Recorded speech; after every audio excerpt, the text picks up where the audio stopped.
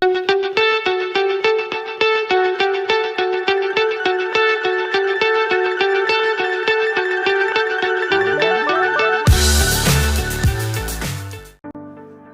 To Jas simple cooking. இன்றைக்கி நம்ம இன்ஸ்டண்ட்டாக கோதுமை மாவு ஆப்பம் எப்படி செய்கிறதுன்னு பார்க்கலாம். இது பண்ணுறதுக்காக நான் இங்கே ஒரு கப் அளவுக்கு கோதுமை மாவு எடுத்திருக்கேன். இது 150 கிராம் இருக்குது.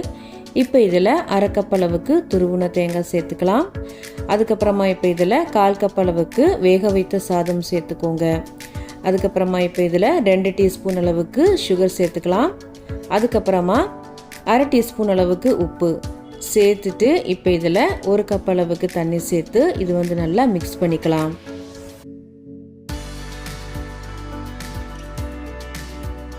இப்போ இது நல்லா மிக்ஸ் பண்ணியாச்சு. இப்போ இதில் அரை கப் அளவுக்கு தண்ணி சேர்த்து இது நல்லா மறுபடியும் நல்லா மிக்ஸ் பண்ணி விட்டுக்கோங்க.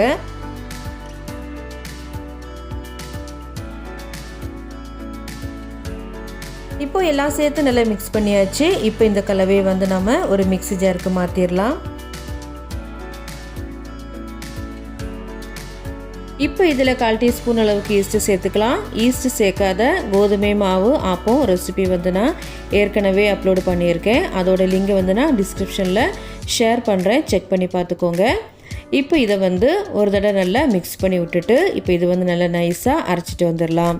பாருங்கள், இந்த மாதிரி நல்லா அரைச்சி எடுத்துக்கோங்க. இப்போ இதை ஒரு பாத்திரத்தில் ஊற்றி வச்சுக்கலாம்.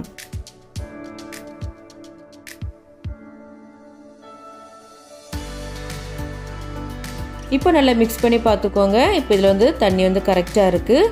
உங்களுக்கு தண்ணி தேவைப்பட்டுச்சுன்னா லைட்டாக சேர்த்துக்கோங்க. இப்போ இதில் அரை டேபிள் ஸ்பூன் அளவுக்கு எண்ணெய் சேர்த்துக்கலாம். சேர்த்துட்டு இப்போ இது நல்லா மிக்ஸ் பண்ணி விட்டுக்கோங்க. இப்போ இது கலந்து விட்டாச்சு. பாருங்கள், இந்த அளவுக்கு இருக்கணும். இப்போ நாம் இதை மூடி வச்சுக்கலாம். இங்கே குளிர்காலங்கிறனால நான் ஒரு பாத்திரத்தில் சுடுதண்ணி எடுத்து வச்சுருக்கேன். அது மேலே நாம் ரெடி பண்ணி வச்சுருக்கிற பேட்டரை அது மேலே வச்சுக்கலாம். தண்ணி பாத்திரத்தை தொட்டுட்டு இருக்கக்கூடாது. 1/4 டீஸ்பூன் ஈஸ்ட்டுக்கு பதிலாக நீங்கள் அரை டீஸ்பூன் ஈஸ்ட்டு சேர்த்திங்கன்னா இது அரை மணி நேரத்துலேயே பொங்கி வந்துடும். இப்போது கரெக்டாக 1.25 மணி நேரம் போல் ஆயிருக்கு. பாருங்கள், மாவு நல்லா பொங்கி வந்திருக்கு. இப்போ இது வெளியே எடுத்து வச்சிடலாம். நாம் இருக்கிற இடத்தோட கிளைமேட்டை பொறுத்து பொங்கி வர டைம் வேரி ஆகும். இப்போ இந்த மாவு மெதுவாக கலந்து விட்டுக்கோங்க. பாருங்கள், நல்லா பொங்கி வந்திருக்கு. இப்போ நாம் இதை சுட ஆரம்பிச்சிடலாம். அதுக்காக ஸ்டவ் ஆன் பண்ணி நான் ஒரு இரும்பு ஆப்பக்கடாய் எடுத்து வச்சுருக்கேன். இப்போ இதில் கொஞ்சம் எண்ணெய் தடவிக்கலாம். இப்போது கடாய் சூடானதும் தேவைக்கேற்ப மாவு சேர்த்துட்டு இப்போ இது நல்லா சுற்றி விட்டுக்கோங்க.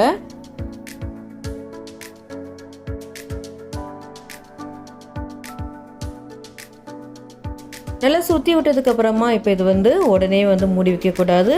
நல்லா ஓட்டையாக வந்ததுக்கப்புறமா தான் நம்ம இது மூடி வைக்கணும். பாருங்கள், இப்போ இது நல்லா ஓட்டையாக வந்துட்டு இப்போ நாம் இதை மூடி வச்சு வேக வச்சிடலாம். இப்போ 1 நிமிஷம் கழித்து ஓப்பன் பண்ணி பார்த்துடலாம்.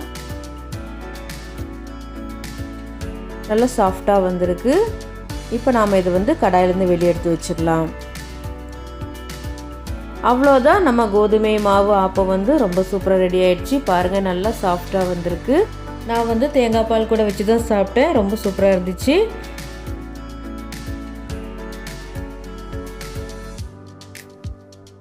நீங்களும் வீட்டில் செஞ்சு பாருங்கள். இந்த வீடியோ உங்களுக்கு பிடிச்சிருந்துச்சுன்னா லைக் பண்ணுங்கள், ஷேர் பண்ணுங்கள்.